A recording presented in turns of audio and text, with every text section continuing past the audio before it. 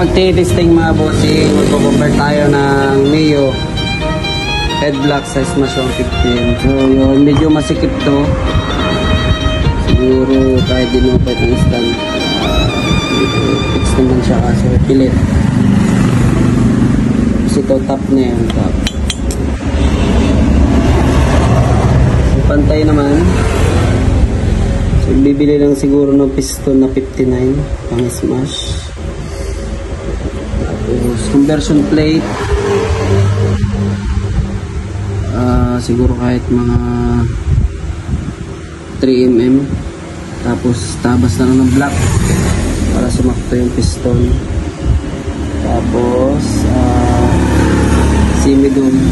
So update tayo mga bossing kung matutuloy. Titingnan pa yung budget ng may-ari kung talagang pwede. So yun mga boss, kung magpapasit dyan, magpapakonvert, so PM lang mga bossing, tirahin na natin yan.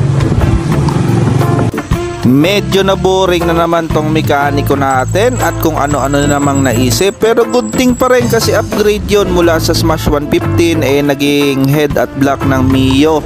So 59 power. Ito na nga, hinuhulma na at tinatabasan ng piston. No other than isa sa pinaka-talented na machinist dito sa Oriental Mindoro, Bungabong. Puntahan nyo rin, Kobe Works. Simula umpisa ng karera natin ay halos nandyan na si Idol Kobe Works. Pasyalan nyo na rin sa kanilang mga machine works, no?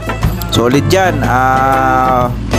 Light ng parts, bulbs, head, block, all around, 4 wheels, motor, pasyalan nyo na.